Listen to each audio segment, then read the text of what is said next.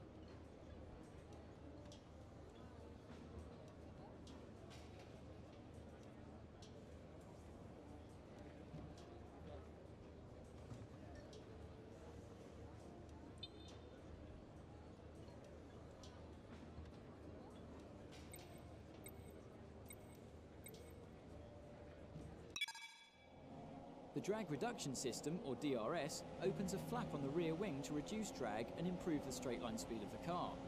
Drivers are able to use this system in specific DRS zones as long as the circuit is dry. There are no additional restrictions to DRS use in practice and qualifying. However, in a race, the system can only be used when the driver is 1 second or less behind another. Watch the bar at the bottom of your multi-function display as you approach the DRS zone to see your distance to the activation point, and activate it by pressing the DRS button when the prompt appears.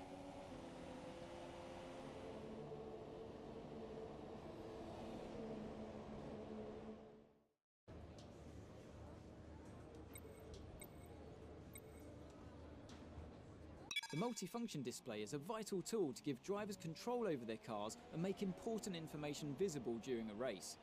It's possible to cycle through the screens on the MFD to access the settings such as brake bias or the tyres to be fitted at the next pit stop, as well as car condition, component temperatures and race strategy information.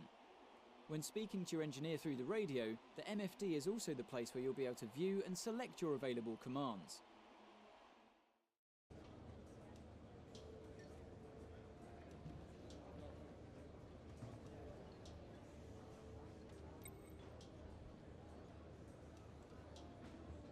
The safety car may be deployed if there's an incident or if the conditions are too dangerous to drive in. Once the safety car is out on track, there's no overtaking permitted, and you must keep your lap time above a minimum in order to safely form a queue behind it.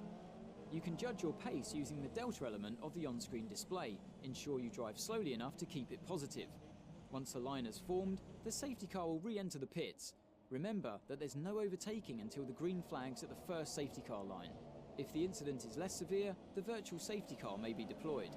It's not necessary to form a queue under the VSC, but just stay above a certain delta time and obey yellow flag rules until the virtual safety car period comes to an end.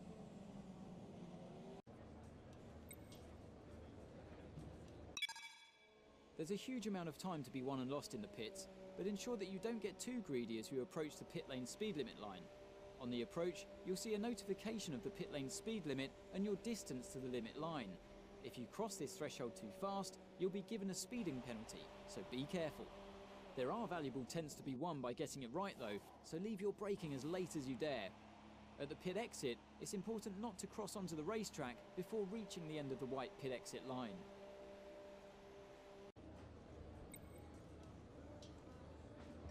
Tyre selection is a critical issue in Formula 1, and the current tyre regulations give individual drivers more freedom than ever. Pirelli allow 13 sets of dry tyres and 7 sets of wet tyres for a full race weekend, so you need to be careful to make your allocation last the distance. From the dry sets, 3 are pre-selected by Pirelli and marked as mandatory for Q3 in the race, but drivers can adjust their allocation for the other 10 sets from the 3 available compounds. Just remember, during the Grand Prix, every driver must use one of Pirelli's mandatory tyres plus 1 set from a different compound.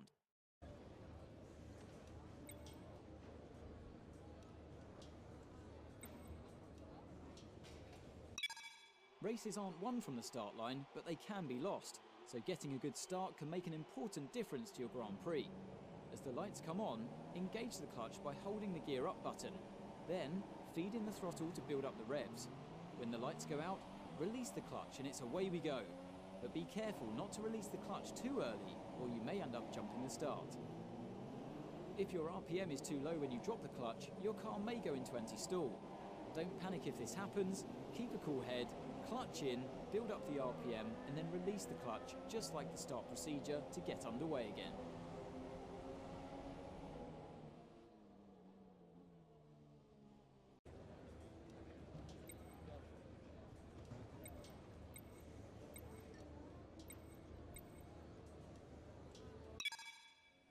In today's era of hybrid engine technology, Formula 1 employs a strict maximum limit on the fuel load. In order to run as light as possible, teams will tend to underfuel their cars, but this means drivers need to save fuel during the race. Fuel saving can be achieved through certain engine settings or by using a technique called lift and coast.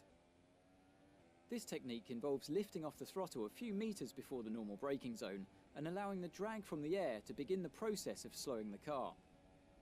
This reduces the amount of fuel used while keeping the speed relatively high. The best place to employ lift and coast is at the end of a long straight into a heavy braking zone.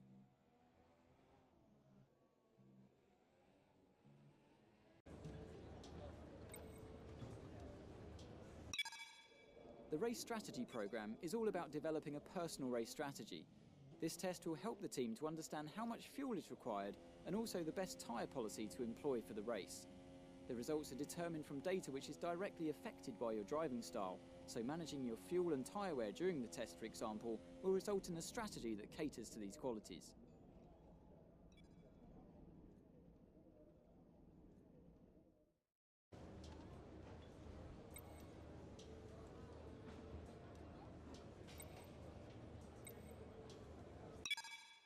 Keeping up with the development race is vital for continued success in Formula One, but resources are limited, so choose carefully where you allocate them. Throughout your career, you will earn resource points, and there are 4 departments of car development in which you can spend them: chassis, aerodynamics, powertrain, and durability. At any one time, each of these can be tasked with researching a new part and, in some cases, improving their infrastructure. Higher levels of upgrade will cost more and take longer to complete, but the performance gains will be significant. You'll need to find the right balance to suit your needs and maximise performance throughout the season.